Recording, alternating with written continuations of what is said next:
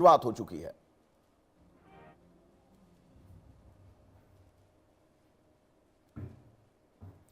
तो ये दो तस्वीरें आपकी टीवी स्क्रीन पर। सदन की कार्यवाही शुरू हो चुकी है। मानसून सत्र से पहले प्रधानमंत्री नरेंद्र मोदी ने मीडिया को संबोधित करते हुए जिन बातों का जिक्र किया वो बातें बहुत महत्वपूर्ण हैं, क्योंकि प्रधानमंत्री ने कहा यह सेशन, मानसून सेशन चलना, सकुशल चलना, अच्छी बहस होना, यह लोकतंत्र में सबसे जरूरी है। और इन तमाम बातों के बीच अब दोनों सदनों की कार्रवाई शुरू हो चुकी है।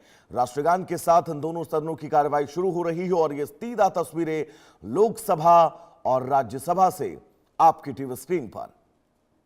प्रधानमंत्री नरेंद्र मोदी ने मीडिया से रूबरू होते हुए तमाम बातों का जिक्र किया कि मानसून सेशन खास क्यों है, मानसून सेशन में क्या कुछ स्थितियां रहने वाली हैं, किन किन मुद्दों पर बातचीत होगी, पूरे विस्तार से समझाया। और सबसे महत्वपूर्ण ये कि मानसून सेशन पर अब पूरे देश की निगाहें हैं। माननीय सदस्यगण, अत्यंत दुख के साथ मुझे सभा को अपने 6 पूर्व साथियों एवं कतर के पूर्व अमीर फादर अमीर महामहिम शेख हमद बिन खलीफा अल थानी के निधन के बारे में सूचित करना है। श्री नादेंद्र भास्कर राव अविभाजित आंध्र प्रदेश के खम्मम संसदीय निर्वाचन क्षेत्र से, जो अभी तेलंगाना में है, 12वीं लोकसभा के सदस्य थे। वे उद्योग संबंधी संसदीय स्थायी समिति के सदस्य भी रहे। श्री राव आंध्र प्रदेश के मुख्यमंत्री भी रहे और उन्होंने आंध्र प्रदेश के सरकार में मंत्री के रूप में भी कार्य किया।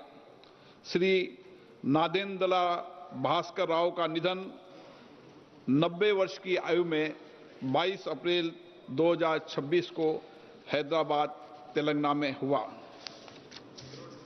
श्रीमती ओमवती देवी उत्तर प्रदेश के बिजनौर संसदीय क्षेत्र से 12वीं लोकसभा की सदस्य थी। वे श्रम कल्याण संबंधी संसदीय स्थायी समिति की सदस्य रही। इससे पूर्व वे 4 कार्यकालों के लिए उत्तर प्रदेश विधानसभा की सदस्य भी रही। उन्होंने उत्तर प्रदेश सरकार में मंत्री के रूप में अपनी सेवाएं दी। श्रीमती ओमवती देवी का निधन 77 वर्ष की आयु में 8 मई 2026 को बिजनौर, उत्तर प्रदेश में हुआ। श्री सुधांशु शील पश्चिम बंगाल के कोलकाता उत्तर पश्चिम संसदीय क्षेत्र से 14वीं लोकसभा के सदस्य थे। वह शहरी विकास संबंधी संसदीय स्थायी समिति के सदस्य थे। इससे पूर्व पश्चिम बंगाल विधानसभा के सदस्य भी रहे। श्री सुधांशु शील जी का निधन 81 वर्ष की आयु में 14 मई 2026 को कोलकाता, पश्चिम बंगाल में हुआ। मेजर जनरल भुवन चंद खंडूरी उत्तराखंड के गढ़वाल संसदीय निर्वाचन क्षेत्र से 10वीं, 12वीं, 13वीं, 14वीं और 16वीं लोकसभा के सदस्य थे। वे रक्षा संबंधी संसदीय समिति तथा वित्त संबंधी संसदीय समिति के सभापति भी रहे। वह अन्य कई संसदीय समितियों में भी अपनी सेवाएं दी। उन्होंने सड़क परिवहन, राजमार्ग मंत्री तथा शहरी विकास, गरीबी उपशमन मंत्री के रूप में भी अपनी सेवाएं दी। श्री खंडूरी जी 2 बार उत्तराखंड के मुख्यमंत्री भी रहे। मेजर जनरल भुवन चंद खंडूरी जी का निधन 91 वर्ष की आयु में 19 मई 2026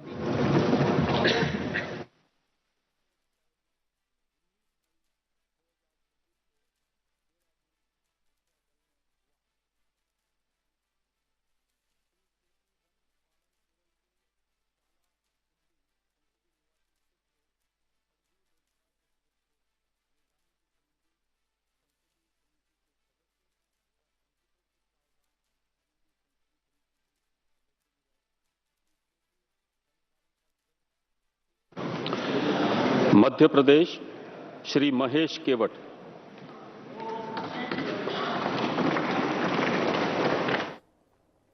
तो सदन की कार्यवाही शुरू हो चुकी है।